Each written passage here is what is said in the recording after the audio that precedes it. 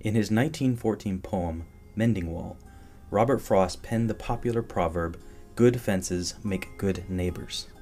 Then, the line in the sand where the US-Mexico border meets the Pacific Ocean was little more than a line on a map. No fence, no wall to mend. The current boundary line was first established by the Treaty of Guadalupe, Hidalgo in 1848. This treaty laid the foundation for the kind of boundary that should exist.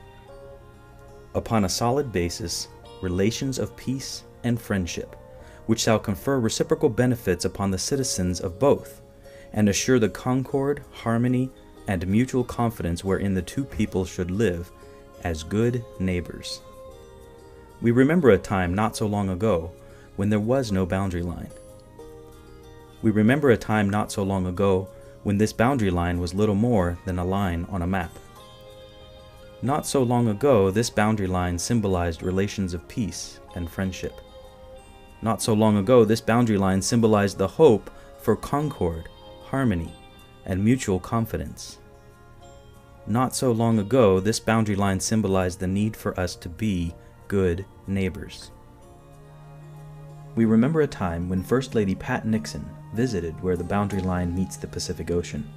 She was so moved by the importance of this space that she had the Secret Service cut the barbed wire to greet people on the other side. She planted a tree, and she said, "I hope there won't be a fence here too long." Even 3 years ago, families gathered with their loved ones on both sides of the fence. Lovers separated by distance and circumstance had the rare chance to reunite, whisper to one another, even touch one another. Children played on the beach, trying out their elementary English or their elementary Spanish on one another. People of hope gathered on both sides to plant a binational garden. People of faith gathered on both sides to pray with one another, to pray for those who have been lost, to pray for better days, to pray for peace. But in recent days, we have increasingly allowed fear rather than friendship to guide us. At great expense to people and the environment, in the last 2 years we have fortified a wall of separation all the way to the Pacific Ocean. Even after we had successfully secured the flow of people across this boundary, we disregarded environmental laws and impacts and literally moved mountains to build this wall. We ignored the voices of human concern and spent an incredible amount of money to build a technologically sophisticated, fortified barrier all the way into the ocean. We scarred the land and deeply wounded the potential for friendship. We destroyed Friendship Park, and we built in its place a monument to fear.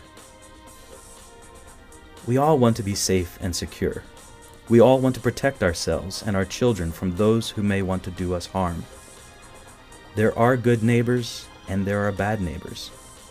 When it comes to good relations with our neighbors, we tend to think that good fences make good neighbors. But as the opening line of that Robert Frost poem says, something there is that doesn't love a wall. What we created at present is not a good fence. On the Mexican side of Friendship Park, the people have been pouring their efforts into crafting a beautiful, welcoming park.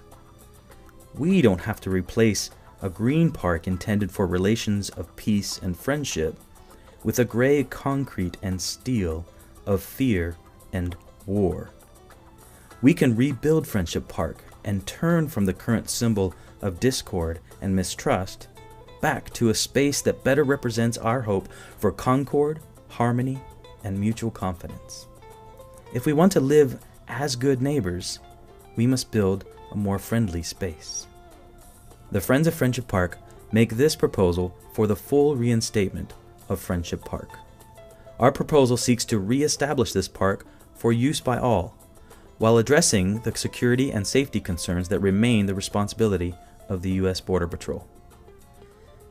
The project presented here allows dignified and controlled passage up to the primary border fence at the San Diego-Tijuana Monument Site. The existing pedestrian door leading to the monument site would remain unchanged.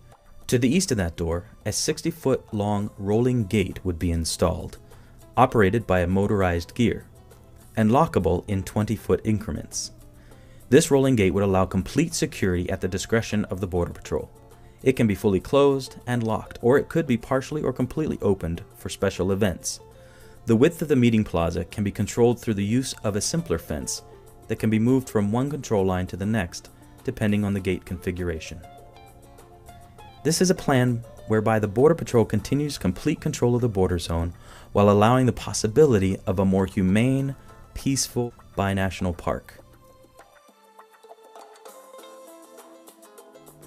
We, the undersigned, support the immediate restoration of dignified, orderly, and routine public access to Friendship Park, a site of great historical significance to both Mexico and the United States.